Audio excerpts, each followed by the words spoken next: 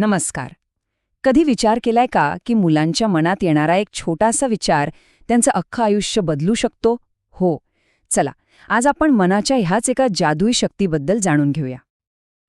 पण मग खरा प्रश्न हा आहे की आपले विचार खरंच इतके शक्तिशाली असतात का की ते आपलं भविष्य घडवू शकतील? ऐकायला साधं वाटेल, पण या एका प्रश्नातच आपल्या मुलांच्या यशाचं सगळं रहस्य दडलेलं आहे. आजच्या या विश्लेषणात आपण 4 महत्त्वाचे टप्पे पाहणार आहोत. सगळ्यात आधी मनाची शक्ती म्हणजे नेमकं काय, मग त्याचे फायदे काय आहेत, त्यानंतर एका छोट्याशा बीजाची गोष्ट ऐकूया आणि शेवटी ही शक्ती मुलांना शिकवायची कशी हेही बघूया. चला तर मग सुरुवात करूया आपल्या पहिल्या भागापासून, मनाची शक्ती, यशाचं बीज. तर मनाची शक्ती म्हणजे नेमकं काय? अगदी सोप्या भाषेत सांगायचं तर आपल्या विचारांमध्येच आपलं आयुष्य घडवण्याची ताकद दडलेली असते. म्हणजे आपण जसा विचार करतो ना, तसंच आपण वागतो. इतकं सोपं आहे. हे अजून चांगलं समजून घेण्यासाठी आपण एक छोटंसं उदाहरण बघूया. समजा एक मुलं आहे जे गणित शिकतोय. आता इथे बघा, 2 विचार आहेत. एका बाजूला विचार येतो, अरे यार, मला गणित जमतच नाही, आणि झालं, इथेच खेळ खाल्लास, प्रयत्नच संपले. पण दुसऱ्या बाजूला बघा, विचार येतो, ठीक आहे, मी प्रयत्न तर करून बघतो, मला हे नक्की शिकता येईल. आणि बस, इथेच सगळा फरक पडतो. एका विचाराने हार पत्करली तर दुसऱ्या विचाराने जिंकण्याचा मार्ग उघडला. बरं, मग या सकारात्मक विचारांमुळे नक्की काय जादू होते? मुलांच्या आयुष्यात याचं इतकं महत्त्व का आहे? चला बघूया. इथे बघा, सकारात्मक विचारांचे 4 मोठे फायदे आहेत. पहिला म्हणजे आत्मविश्वास वाढतो. दुसरं, शिकण्याची क्षमता वाढते. तिसरं, भीती आणि ताण कमी होतो. आणि चौथं म्हणजे नातेसंबंध सुधारतात. उदाहरणार्थ, एखादं लाजणारं मूल जेव्हा स्वतःला सांगतं, मी बोलू शकतो, तेव्हा हळूहळू त्याचा आत्मविश्वास वाढतोच. किंवा खेळात हारल्यावर रडत बसण्याऐवजी, मी पुढच्या वेळेस अजून चांगलं खेळेन, असं म्हणणं. हीच तर आहे खरी जिंकण्याची वृत्ती, नाही का? चला, आता एक छोटीशी पण खूप काही शिकवून जाणारी गोष्ट ऐकूया. ही गोष्ट आहे का इवल्याशा बीजाची आणि त्याच्या विश्वासाची. कल्पना करा, एका सुंदर बागेत एक छोटंसं बीज पेरलं गेलं होतं, पण त्याच्या आजूबाजूला होती मोठमोठी उंच झाडं, आणि ती झाडं सतत त्याची खिल्ली उडवायची. ती झाडं त्याला म्हणायची, ए छोट्याशा बीजा, तू तर किती लहान आहेस, तुझं कधी मोठं झाड होणार तरी आहे का? बिचारं ते बीज हे सगळं ऐकून खूपच निराश व्हायचं.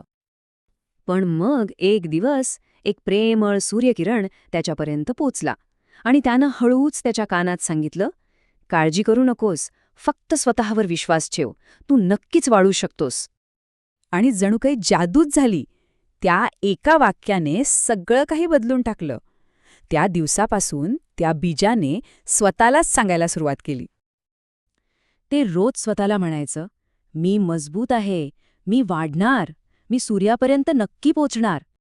त्यानंतर खूप पाऊस आला, वादळ वारा आलं, पण ते बीज अजिबात डगमगलं नाही. ते वाढतच राहिलं आणि काही आठवड्यातच ते छोटंसं बीज एका सुंदर उंच सूर्यफुलात बदललं, जे सगळ्या गर्दीत उठून दिसत होतं. तर मग या गोष्टीमधून आपण काय शिकलो?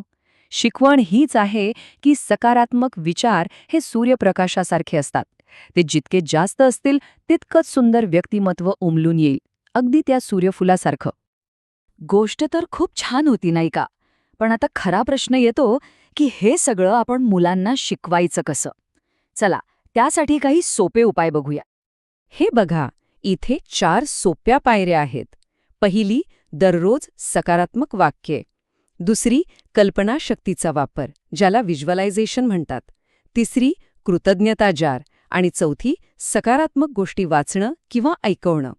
चला, आता हे एक एक करून समजून घेऊया. तर पहिली पायरी आहे दररोज सकारात्मक वाक्य म्हणणं. मुलांना रोज सकाळी आरशासमोर उभं करून स्वतःलाच म्हणायला सांगा, मी हुशार आहे, मी दयाळू आहे, मी काहीही शिकू शकेन. ह्या छोट्याशा वाक्यांनी दिवसाची सुरुवात इतकी सकारात्मक होते ना, की विचारू नका. दुसरी पद्धत आहे व्हिज्युअलायझेशन. म्हणजे काय? तर मुलांना शांत बसवून डोळे बंद करायला सांगा आणि कल्पना करायला लावा की त्यांना जे हवंय ते मिळालंय. जसं की परीक्षेत चांगले मार्क्स मिळाले आहेत किंवा ते शर्यत जिंकले आहेत. असं म्हणतात ना, जे आपण मनात स्पष्टपणे पाहू शकतो ते सत्यात उतरवणं सोपं जातं. आणि तिसरी पद्धत जी मला स्वतःला खूप आवडते ती म्हणजे कृतज्ञता जार, म्हणजे कृतज्ञतेची बरणी. करायचं काय? तर रोज दिवसभरात घडलेली एक तरी चांगली गोष्ट एका चिठ्ठीवर लिहायची आणि त्या बरणीत टाकायची. ह्याने काय होतं तर आपोआप आपलं लक्ष चांगल्या गोष्टींकडे जायला लागतं आणि मन आनंदी राहतं. चला, आता आपण या सगळ्या विश्लेषणाच्या सारांशाकडे येऊया. तुमच्या आतला सूर्यप्रकाश.